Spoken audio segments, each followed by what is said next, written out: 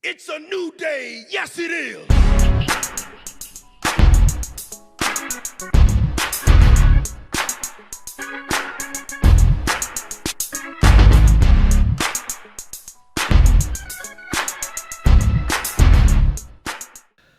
Hey everybody, it's that time again. Welcome to Ring Rust with Ron and Russ. I'm Ron.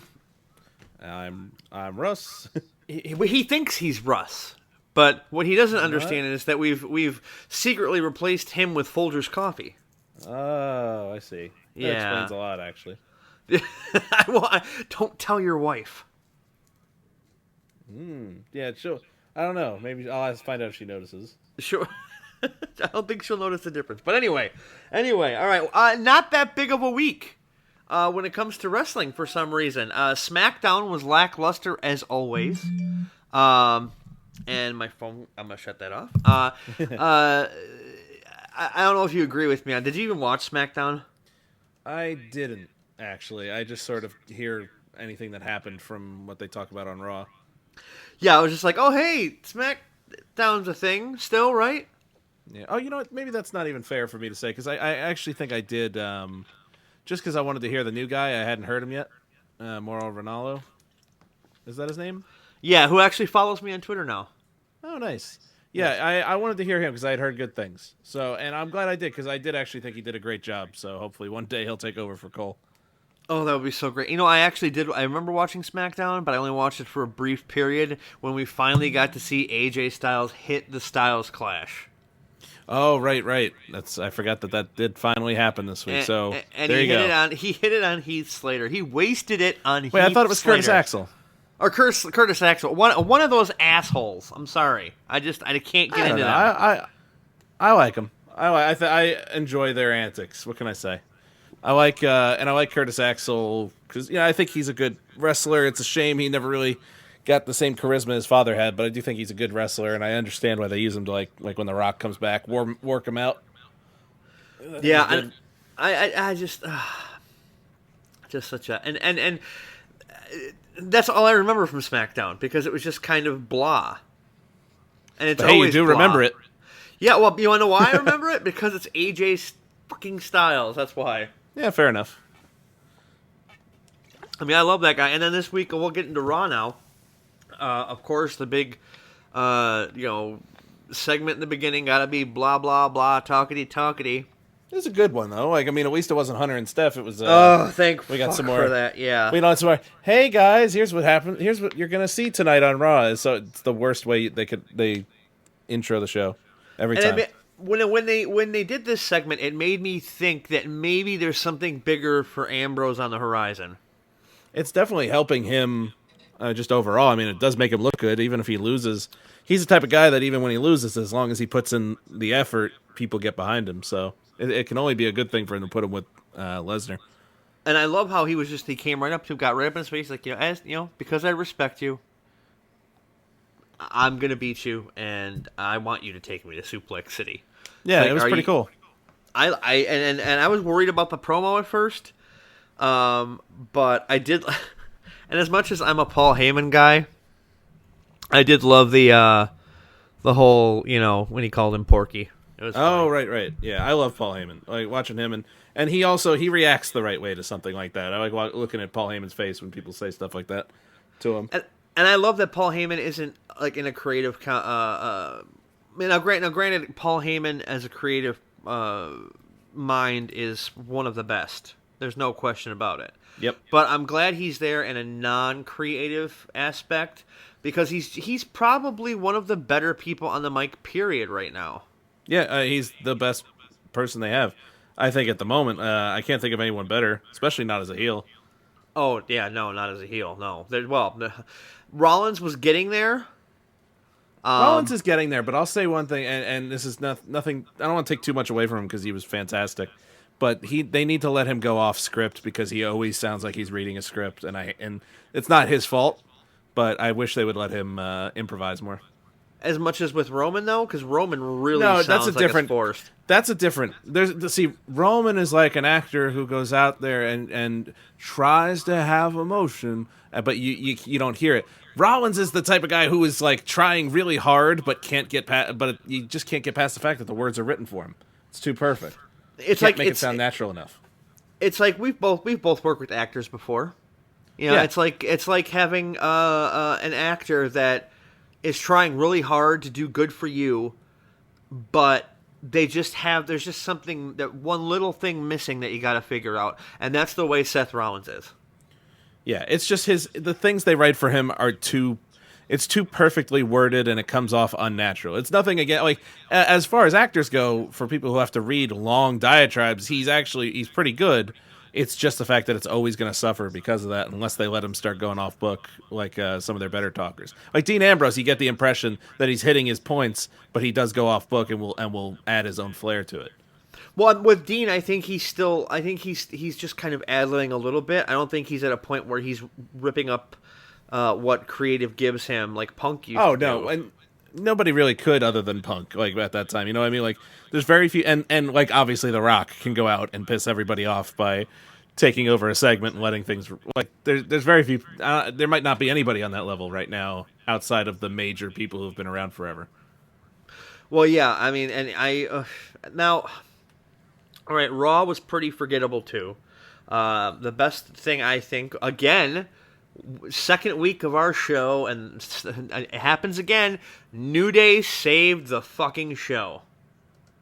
I mean, it was great to see AJ. It was great to see AJ beat up The Miz, and Jericho gave us a great promo in the back for the first time in a long time when it comes to the AJ. And it looks like all of my WrestleMania predictions are going to be out the fucking window, because it looks like we're going to get Ziggler and Owens, and we're going to get AJ and Jericho. But now here's the thing with AJ and Jericho is they have to tell AJ just go for it. You know, and Jericho, while we've discussed this, I believe, how he's lost a step. He needs to just let it go and let it happen. I don't know. I think, I mean, if it's a WrestleMania match, I think he will, but I also think they might just end up doing it at Fastlane. Like, it's hard. I don't know. It's too early to tell, I think, what they're going to do there. And they do change stories so quick in that company. That's true. Out of nowhere. But, you know, you did, real quick, you did mention Kevin Owens and Dolph Ziggler. I'm enjoying watching their matches. They work well together. So I wish, my only complaint there is that they don't really have any story to speak of. If they could get something in there to give it some motivation, I'd be a lot happier, because they work great together. They really do. And then at this point, it's kind of like maybe, I don't know, have them fighting at Fastlane for a number one contender spot for the Intercontinental title or something.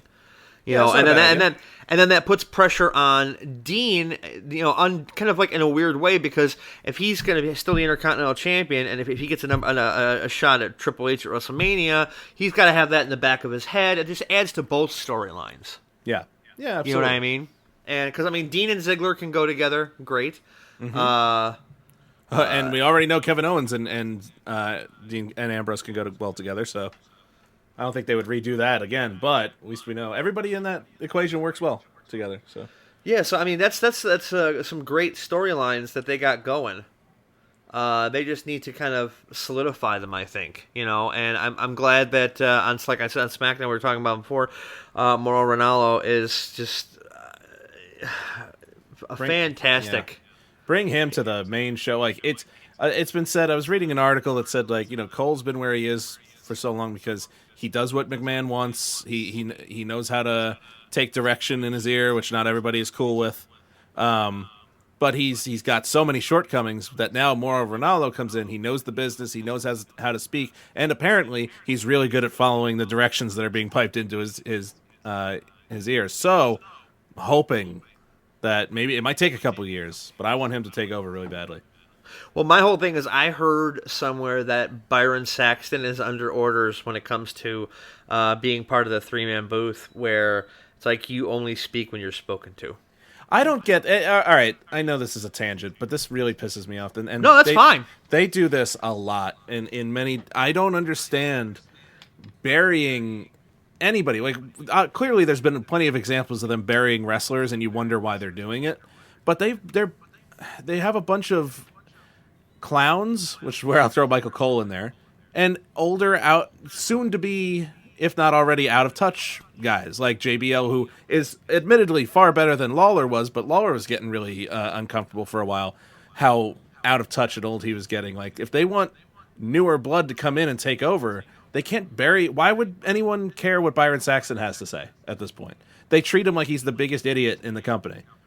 Yeah, I have no. I could give two shits what Byron Saxton has to say about anything. But exactly. But here's the thing: he's never been presented in a way where you should care. And it doesn't, like, whatever you think of him. Like, when he was in NXT, I didn't mind him. I don't think he's done anything great on the main roster as an announcer.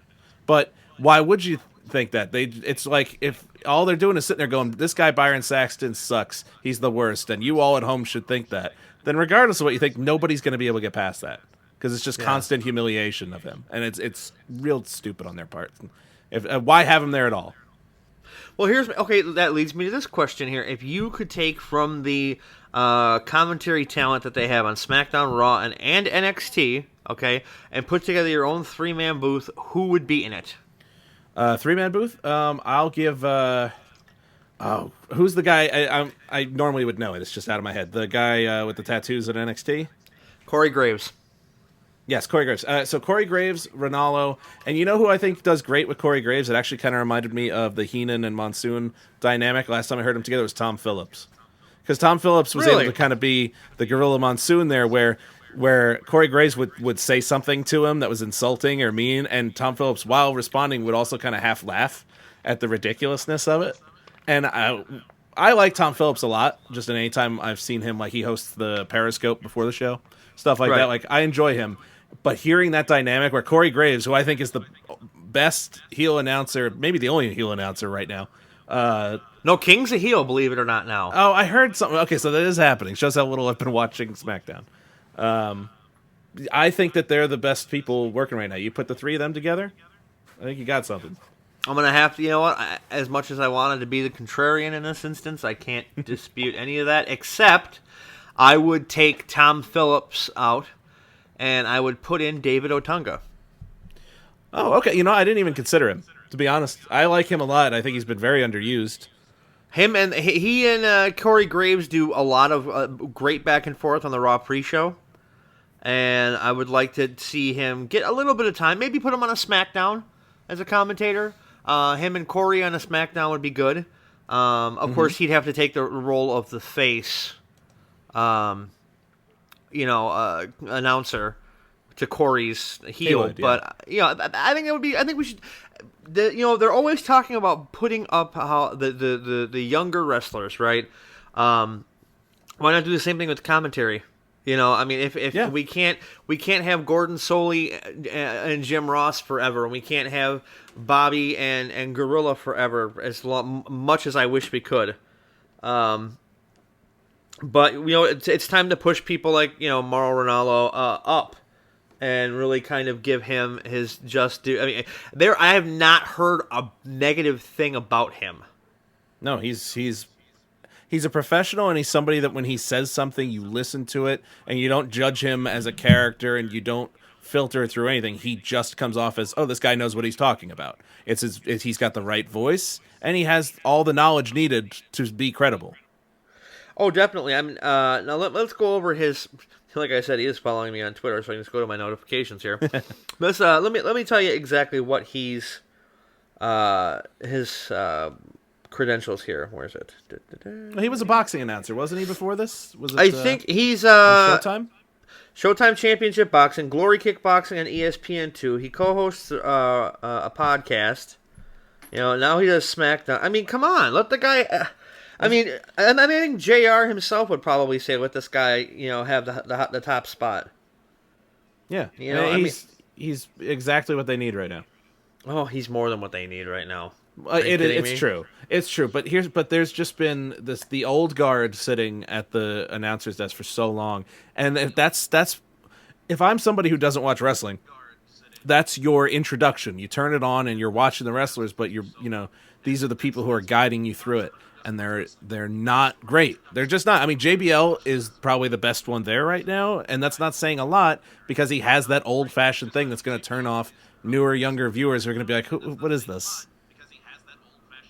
That's how I've always... I mean, again, I think JBL has just been... Why is Donald Trump doing commentary on... Yeah. Yeah. Oh, my God. Don't get me started on the fact that the last two JBL legends, they found little ways to get in his political views. It was really aggravating. I haven't... The one with... Did you watch the one with Ron Simmons? I did. And how was it? Like, what does he bring up with this political? It was an excellent interview. Ron Simmons was great. Well, here's my thing. My brother brought, before we get into the political thing, Sure. my brother brought this up to me, and it didn't even dawn on me because apparently my brain is off. It's like it took it being Black History Month to get Ron Simmons on a show hosted by someone who's supposed to be one of his best friends. No. That's not what. That's why they timed it. Or is that way. they And that's a marketing? business It's, decision. that's great. That's just a business decision, I'm sure, because I think Booker T's the next one. You know what I mean? Like, so I'm sure that they're planning it. That way. Lovely. Now, and here's the thing, like, okay, when he had Road Dogg or Brian James on, when he had him on, he got in his little thing like something, but Al Gore invented the internet, right? And they laugh, and you're like, sitting home like, he didn't say that. And then just little things like he gets his shots in there. With Ron Simmons, it was basically the equivalent, not exact words, but don't you hate it when Black people play the race card? That was it kept coming up. What? Now here's the thing: Ron Simmons' attitude comes off better, whereas he's just like, no, I feel like just if you have the drive, you'll make it. That's his attitude. He shouldn't fall back or complain when He had a much more better wording, but you have JBL sitting there like, don't you hate it when don't you think people play the race card too much in the world? And it was just like, God, is every episode gonna have something? I tried watching the Bischoff episodes, and which I'm assuming had great stories from Eric, because even if you hate the guy has made a huge impact on this business. Oh, he's one of my favorite personalities in the history of wrestling. And we'll get into something else I wanted to ask you about him and Bischoff in a second, but I'm just kind of like, I mean, it's so hard to sit through JBL. And What Culture? Another shout out to our buds over there that we've never actually met, but we're just gonna assume we're friends because we're talking wrestling. We have a common interest, at least. Exactly. Adam over there, he always makes fun of JBL, and he's like Maggle because he Maggle. can't. Yeah, he doesn't say Michael. He says Right, Maggle. Yeah, and it just bugs the hell out of me. I mean, I don't know if... and you got to remember, a lot of WWE fans have the casual ones have a very short attention span. And they forget when JBL's in Germany doing a goose step in the ring. Oh, yeah. Well, that was done in character, right? And I give him a pass only because he was a great heel that way. I like when people do that. But that's me, personally. Well, I mean, he's not Basil Fawlty. You know what I mean? I know. And that's where I like true heel work, man. There's very few true heels where... Like, I will say this. I like JBL when he was a wrestler as a personality. I loved hating him. And that helped. Yeah, and I think one of my favorite moments, JBL moments, Paul Heyman was involved in. And it was at ECW One Night Stand. Yes. And Paul's just airing his grievances. And he gets up there and he says, the only reason that you've been champion for over a year is because Triple H doesn't want to work on Tuesdays. Yep. And he was right. And he was dead right. And the way that I'll give JBL credit, he didn't really overreact to it. He didn't get pissed. But in the back of his head, he's like, that son of a bitch Jew from New York. Yeah, probably. Yeah. JBL, I always have believed his reputation is just kind of a bully. But again, as a performer, I think he's good. But as a guy, he does kind of come off like, ugh, this guy. Remember when he beat up the Blue Meanie? Blue Meanie, yeah, exactly. Blue Meanie, yeah, he beat him up. What was the point in him beating up Blue Meanie? Oh, I don't even remember. It's been a while. He had his reason, and it was probably something stupid, as anything would. If it went the other way, it would have been stupid. It's really I hate when people do that. My little insider has just informed me it's because Blue Meanie was talking shit about JBL on the internet. Oh. Because apparently, and that's what kills me. Okay, it's common knowledge that JBL is a fucking conservative. Yes. Yeah. Okay, and all about the Constitution and all that kind of bullshit. Right. Well, then he shouldn't have beaten up Blue Meanie because he was just exercising his First Amendment rights. Yeah, I mean, if you do anything to put anyone's, livelihood in jeopardy, then you're an asshole. Like, that's what he did was a huge asshole move, and he's not the only one who's ever done it. But true. Yeah, I mean, anybody who does something like that's just a rotten move to do to somebody. Well, yeah, That's look the kind at of thing New Jack would do to somebody. I was just gonna fucking awesome. mention New Jack. Get out of my fucking head, man. I was just gonna mention if I see Vic Grimes, I'm gonna kill that motherfucker. Oh my god, when he tried to kill Vic Grimes, it threw him off the. Oh my god, it's one of the most terrifying things I've ever seen. But his interview with it, yeah, it's so good. Is it more terrifying than the what you call it incident? Was it Roadblock incident or something? Oh, where was that Mass Transit? Wasn't that his name? Mass Transit, the Mass Transit incident. That was fuck. That was the video from that. I remember watching that back in the tape trading days. A friend of mine had it. It was just so horrifying. Yeah, that guy got fucked up bad. Yeah, well, he made a very poor decision. Well, we all make bad life choices, like the time that I thought it was a good idea to vote for John Kerry.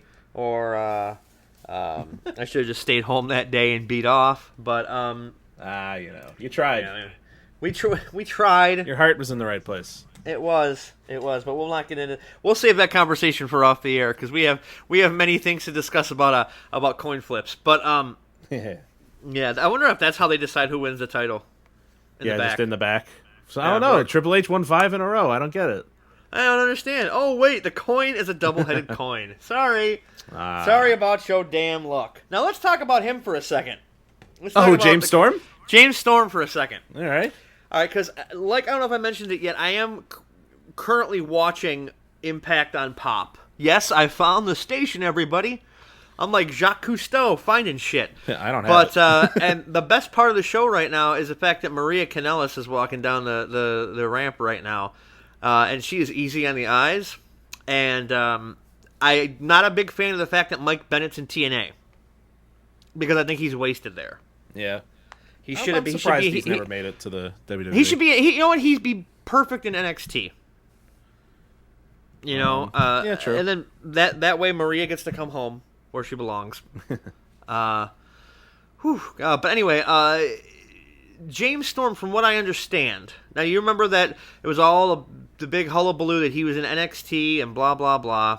Yeah, he had 2 matches. And from what I understand is he got lured back to Impact Wrestling by the reformation of Beer Money. Oh man. Well, I also heard just in general they gave him a better deal as far as he's concerned. And I get it; it's a job. They gotta, some people don't look long term. I feel like long term he would have been more successful. But I guess in the meantime he needed money, the money that they were getting. I mean, not to say he needed money. That sounds bad. He wanted the bigger offer. That's what it sounds like. And I guess there was more room for him to be a main event guy on Impact than. He's older. I'm sure he didn't want to go through. I mean, he's going to be at NXT for a little while, and then have to work his way up the main roster. And he's an older guy. Who knows how many years he has left? So I understand. I guess there's some value in him there that he may not have the years left to get to in the big leagues. But at this point, when you bring a team together again, like Beer Money, is it for nostalgia reasons at this point? Maybe. I'm sure TNA's going for anything they can get to get people watching at this point. And like, hey, remember Beer Money? Do you like Beer Money? Remember Fortune? They're back. You guys want to watch? We can't really have Fortune because Kazarian's in Ring of Honor, but and AJ's doing something with a bigger company. He's actually making money now. I wouldn't know anything about that. Yeah, right. Oh, now, okay. See, and this is another thing. Right now, Maria's in the ring, and she's gotten a lot better on the mic since her time in Ring of Honor. And Gail Kim just came out. It's like, wow, it's like the WWE just threw up on my TV. Yeah, I like Gail Kim a lot. That's one match I think on last week's, maybe 2 weeks ago, Impact that I actually watched. I do like her. Who should she face? Don't remember. I don't know the names well enough. I just was like, oh, it's Gail Kim. I always enjoy her matches. Well, it's like it's Daniel Bryan's ex. Oh, I'm sorry, that's something else. That was a different storyline. Sorry. Really? Do you remember that? No. No, I don't. When Bryan first showed up and he had the U.S. title, he was being torn between the Bellas. Okay. Oh, yeah, that. Oh, I thought you meant Gail Kim. I was like, what? I did say Gail Kim. What? Really? I thought you were. Wait, hear me out. Hear me out. And then they walk into his locker room, and he's making out with somebody on his couch, and it's Gail Kim. What? Oh man, I do not remember that at all. Yeah, you gotta go back and watch it because it's like, and then it just everything ended right after that. It's just like, and I guess Bryan kept dating Brie, but. Oh, okay, all right. How about this? That's a good segue to bring it back to Raw. That, okay. The team that makes Big Show's heel and face turns look like they make sense. The Bella Twins. I was like, oh, okay, so I guess Brie's back and the Bellas are considered faces again? They've had the most confusing how 1 week they would be all about being mean to, what was it, Charlotte when they were feuding with? They can be mean to her. And then a week later they're the good guys and she's yelling Brie mode, which I still don't. I'm like, all right, Brie mode, sure. You ever watch Total Divas? I don't. I've tried, but no. That's where Brie mode came from, because whenever she gets hammered, she goes into Brie mode. Oh. Ugh. See, kids, I watched that show so you don't have to. Thank you. I appreciate it. I've never. Yeah, I think I tried it during the first season and I fell out. Now they just added the one of the Tough Enough women who Mandy, didn't, right? Yeah, who didn't make it. The one who probably should have won. Yeah, well. All right. Well, here's the thing. I do not think that there is a place. I guess the Bellas are still there because, politically it would be you wouldn't get rid of them. But they just feel like they don't fit anymore now that there's so much more talent. Brie's a pretty good wrestler. And what's her the other one? Naomi? No, not Naomi. Who's the other Bella twin? This is killing me. Oh, Nikki. Nikki is so improved from where she once was. But there's just I don't get the place for them anymore. When you got Sasha and Becky and Charlotte and Paige and it's I don't get it. Well, I will say this, which was awesome last night, was when Becky saved Sasha from getting beaten up by Naomi and Tamina. Yes. And the crowd. Did you hear what the crowd was chanting? Were they chanting for Becky? Because they were chanting NXT. That's right. That's right there, okay? Oh, on a throwaway match. I mean, let's be real honest. Becky versus Sasha is a throwaway match. Okay? As of right now, it is, yeah. Yeah, for right now. On a throwaway match, you get that kind of reaction. Just shows you how powerful NXT has become. It's true. It's true. Oh, and I have to give credit because they've never gotten credit from me ever before. But the way they handled the Team Bad sort of breakup, I think they did it. I think they actually used Tamina Snuka and Naomi well, which is a sentence I never thought I'd say. I think they all did good in it. I'm shocked that I ever heard just anybody say that. Yeah, I never would have thought, but you know what? I'm not saying they were great, but the way they handled it was right, and the way that she reacted during the match with the completion of the face turn, I'd say. I think that I'm like, holy shit, they did it. They actually used them well. And I just love seeing Sasha out there because she's probably, I think she's better than Charlotte. I'd agree. I'm tired of this whole genetically superior bullshit. So does that mean when Charlotte's 60 or 70, she's going to be kissing younger talent on the outside of the ring? Which was cut. Did you see that? Yeah, in the review package or whatever. The promo or the I know what you're talking about. They cut it from the network re-airing of it. If you go back, and watch the Royal Rumble. Yeah, I saw this story yesterday. If you try and go back and watch it, they cut that part out. Well, apparently that wasn't scripted. No. That was. I give Becky credit for not throwing up in her mouth. Yep. Oh man, that's just what is wrong with him? Well, that's him playing a heel while being an old man. What are you gonna do? He's a crazy person. And Well, it's brought us a lot of great moments, but that was not one of them. No, it was not. I mean, and you go back and you look at this guy. He had hour-long matches with Steamboat, and he went hour-long matches with Barry Windham, which were 5-star matches, and Sting and Harley Race, and all these great matches. You just want to sit down and be like, "That's fucking wrestling." Mm-hmm. And now he's forcing himself on a last kicker. Yeah, it was creepy, but again, sometimes you got to go for things, and then it'll fail, and that was a failure. That was a huge you know failure. What? That was... If they had set up, and I'll say this because he's great at playing a sleazy villain. If they had set something up in the weeks beforehand of him being creepy toward her and using that as a way to be like a heel toward her, and then he did that after all that, might have made some sense. But the fact that it was so out of left field made it feel creepier. Because like if they had set it up, you would have been like, all right, that's where that part of the story went. And luckily, Becky should have slapped him or something. But, ugh. Unless she's got a thing for old dudes. Well, I guess we don't know the answer to that one. Right, we should. You know what? That's the best part is in this information age and social media, we can probably find out. I'll tweet at her and I'll let you guys know what happens. I'm sure she hadn't heard enough of that the last few weeks. Yeah. Go ahead. The last thing I would tweet at her is something about Ric Flair. It'd be more like, can we go out sometime, Becky? Because And the whole time that we're out, I'd just be like, so what is Fergal like? There you go. That's a relationship you'd love to see in real life. They're adorable together. They really are. But here's the thing: is now she kept talking about how you can bring the whole Flair clan and all this kind of stuff. I was half expecting somebody to come out and help her. You know what I mean? And I remember, I don't know if you follow him on Facebook, but Mick Foley said that he was totally okay with being that guy. Yeah.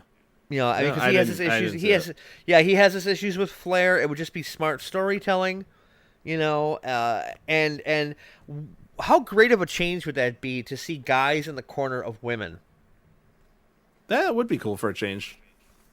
That's and I can't believe I'm saying this, but it's all thanks to Triple H in a weird way. Yeah. Oh, again, he catches a lot of shit, but I think he's got he knows what he's doing. Like I said, I think when he's got full control, him and Steph, I think things will change in quite a few ways. Well, that's the thing is I don't think Stephanie ever steps in and does anything creatively anymore. I think she's just like the branding, that kind of stuff, and Triple H is the one that... Well, we can hope so. I'm fine with that. Personally, I think he does a great job when it's just him. So maybe one day we can live in a world where the main show is as good as the developmental. How weird is it to say that? Yeah. No, it's very strange. It's very, yeah. But just a quick update on Impact on Pop for those people who can't find it. Apparently, a match coming up is Beer Money and the Wolves. Oh, the Wolves. Wasted in TNA. Against Eric Young, Bram, who is, for those who don't know, Charlotte's ex-husband. Oh, yeah. Forgot about that whole thing. Abyss and Crazy Steve. Do you remember on Impact when they had the carnival bullshit? No. Yeah, Really? it was Mike Knox, I believe, and a couple other people, and Crazy Steve was from that whole thing. And apparently he's palling around with Abyss. All right. It makes sense, I guess. Yeah, because and now EC3's doing all these pensive interviews because he's lost his belt. It's like, oh, Christ. Really? Okay, whatever. And that's been your Impact update. Yeah, we don't even have to do the minute now. No, we don't. We don't have to do the minute. And apparently they did the Feast They're Fired briefcases again. I heard about that. And the tag team titles shot is going to Beer Money, of course. Well, that's probably part of bringing them back, yeah. Yeah. So that you're going to be seeing them against the Wolves soon. And then,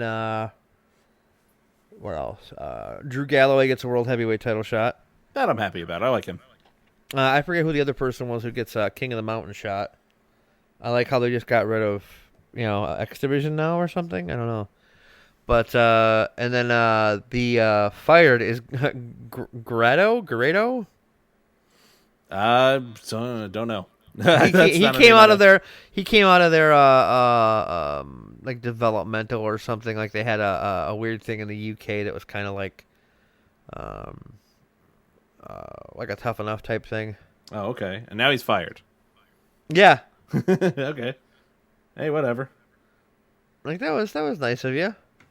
You know what? To get off of TNA, Please. thankfully, you let's mention something from last week. We had a discussion about Samoa Joe. Yes. You mentioned that you thought he was going to be in NXT forever, and literally the next day, there's reports that now he's going to be one of the people to debut post WrestleMania. Really? Oh, you didn't see that? Yeah, No. it was like the next day after we had that conversation. All of a sudden, it's like Samoa Joe to be called up after WrestleMania. And yeah, now apparently he's. And I'm pretty sure it has to be that he impressed so much because he really came into his own, especially when he went heel. I'm thinking they saw the value in it. I'm hoping they use him well. Well, if if going back and watching the CM Punk documentary gives you any kind of insight, Vince doesn't know what's going on anymore. Yeah, because he's like, we're gonna see Punk. We're gonna see if you can handle being a heel. What? What? Okay, all right, sure, whatever. Where's the challenge? But yeah, well, we'll see how that goes. I mean, did they say anybody else? Well, I mean, here's what I think. I think it's either going to be Samoa Joe or Finn Balor, and I think it's going to depend on whether or not they have Samoa Joe beat Balor for the title, which seems to be something they're still undecided on. Like, so maybe if he ends up losing this feud, his next stop will be the main roster. But if he wins it, it'll probably be Finn Balor shortly after WrestleMania, if not the night after. That's the impression that again, early reports, everything could change, but that's the early word. Huh. Well, that's very, very interesting. I'm glad, and honestly, I really think that if he had not become because when he first got to NXT, he was good, but he's become so much more since then, and I really think that was the deciding factor. Oh, Joe's so much better as a heel. Oh, he absolutely is, but it would have been really easy for him as somebody who's been around for a while, and now he's in a developmental league after so many years of experience. It would have been very easy for him to just sort of settle in and be like, all right, I guess this is what I'm doing. You know, for now, I'm older, and who knows? It's like the James Storm thing. Who knows how many years he has left? But he went for it, and he really has helped himself a lot. Yeah, we'll see what happens. I'd love to see Joe on the main roster, but you know how Vince is with guys of his size. Kevin Owens' debut is huge, and now he's, Yeah, but Kevin Owens, at least they haven't ruined yet. You know, like they've put him in some questionable finishes to storylines for sure, but they haven't destroyed him. And Kevin Owens still has a chance. And Samoa Joe, they book him right, he still has a chance. I mean, that would be it. I'd be just happy to have a good mid card again with all these guys in it. Remember when there was a good mid card? Remember those days? The 90s, the early 2000s, maybe. You mean Ahmed Johnson? Well, okay, look, I didn't say perfect. I just who Ahmed Johnson gets a big mention in the Ron Simmons thing. Oh, does he? Yeah, because I guess he always blamed Ron Simmons for things never completely working out for him, becoming a main eventer with WWE. Well, goddamn. Yeah, it's interesting. It is a good watch. Ron Simmons is like the most likable guy ever, so it's definitely still worth a watch. Just to, sit through JBL. Would you say that's your recommendation for the week? Yeah, that and watch. Oh, but I also have to correct myself from last week. Remember when I said I think it was called Wrestling Challenge, the show with Bobby Heenan and Gorilla Monsoon? It's not. It's Primetime Wrestling, and they have a bunch of episodes up, and I started watching them this past week. Well, there you go. That's fantastic. Watch all those. Yeah, I'm going to go back, and I'm going to recommend the Punk documentary, Best in the World. That was a good. I wonder if I ever finished it. I think I got like most of the way through it, but I should probably finish it off the end of it. It's funny to watch, knowing how things really worked out. Yeah. It's really sad. It's too bad too, because I know that like Punk really wanted to work a program with Samoa Joe one day, and I really, I hope Punk's UFC thing goes well whenever it happens, Last I heard is that UFC 199, which I think would be May, somewhere around then, is when they're talking about having him start. But if it doesn't go well, I would love it if they brought him back on the promise of being able to work with the people he wants to work with, especially now that they've got so much stronger talent there to work with. Like a CM Punk Kevin Owens feud. Can you imagine that? It'd be so awesome. God. Or Punk and Finn Balor. Oh my God, yeah, that would be great. Punk and they've got so much talent there right now. Yeah, they really, really do. You know who they're wasting? Everybody. Yeah. Although, okay, let's talk about some of the matches that seemed so incredibly unimportant this past week, but we haven't touched on. One of them is the Tyler Breeze Titus O'Neil match. Okay. Tyler Breeze wasn't in the room for that one, but I'm sure Tyler won. No. Tyler Breeze lost because they've been putting Titus O'Neil on a winning streak lately. And it's weird. So they put him as a singles wrestler. They put Darren Young now with Damian Sandow, I think. Okay. From what I've heard on the lesser shows. And it looks like they're kind of giving a singles push to Titus O'Neil, and there's no real indication of where this is going other than he's starting to rack up wins, which has not been a thing that he's done before. So now it's sad that it's coming at the expense of somebody like Tyler Breeze, who should have been used way better than he has been. Yeah. I guess that's the price of going home early from Raw, from what I've heard. What happened?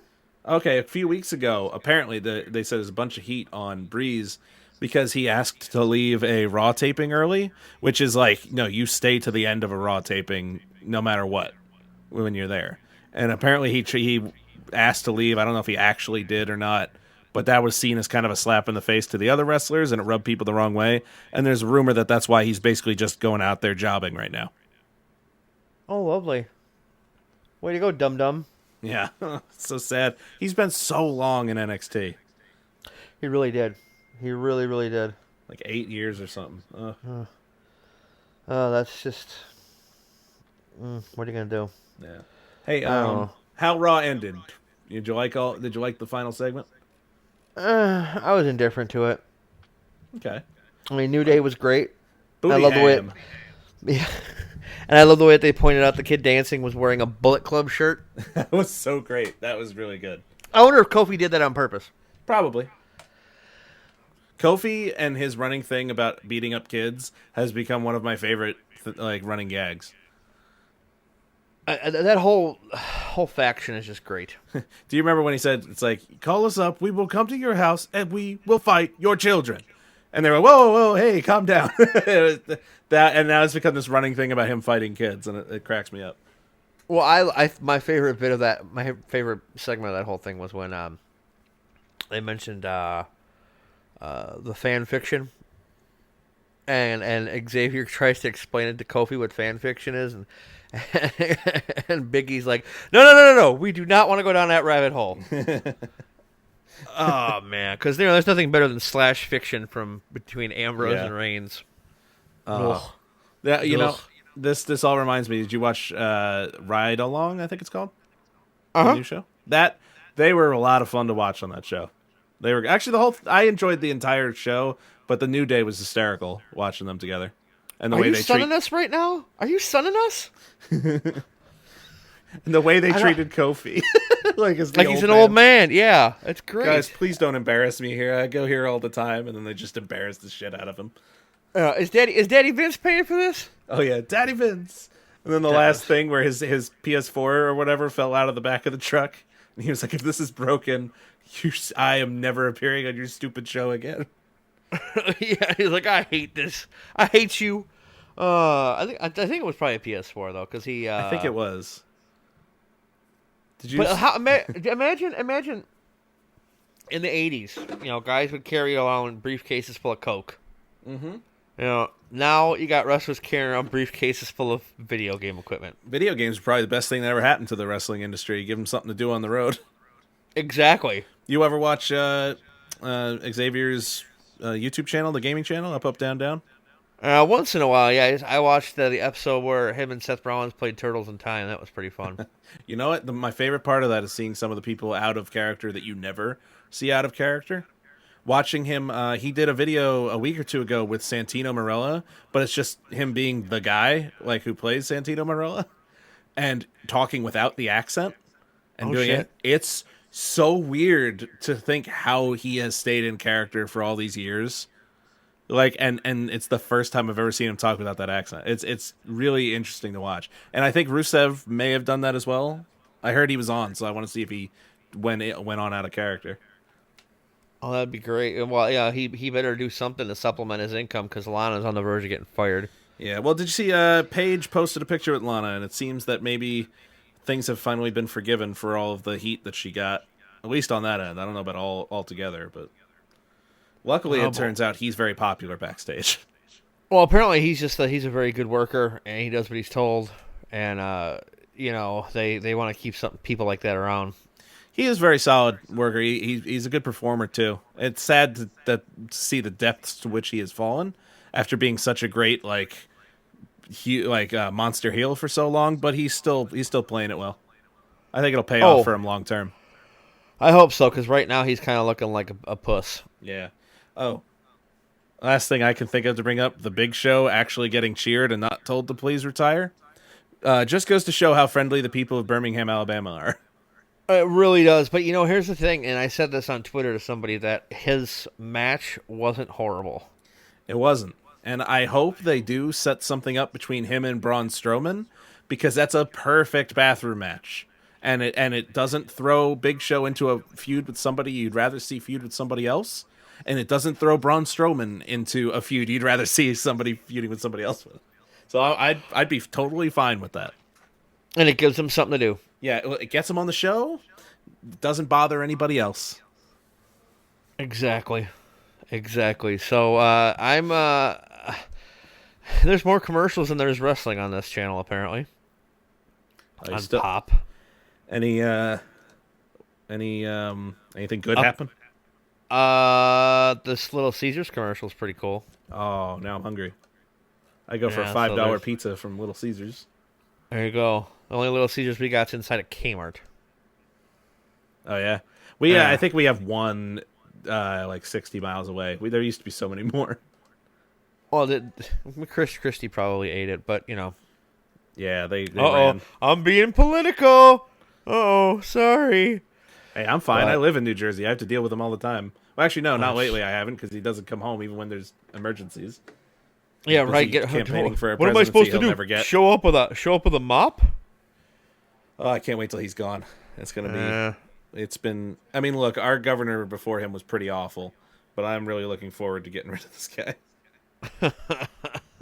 Well, before we get too political, this week has been pretty dull when it comes to wrestling, so hopefully things are going to bounce back a little bit. So we've made our recommendations. We don't need to do a TNA minute because I've been live commenting on the shit show. Oof. You can follow me on Twitter at Let's Get It Ron. And I'm Russell Rules on Twitter, at Russell Rules, 2 L's in Russell. He thinks he does, but we'll let him think he does. But Be sure to listening to this. We actually got a subscriber from this, believe it or not. My God. We spoke favorably about Kevin Owens. So, I think I know who it is. all right. So please, if you're listening to this, be sure to click the subscribe button, like, favorite, all that kind of stuff. We were going to put this on iTunes, but iTunes is acting funky. So right now it's just up on YouTube, and hopefully the show will evolve into something cooler. So I want to thank everybody for listening. I'm Ron. I'm Russ. And we will see you next week. Goodbye.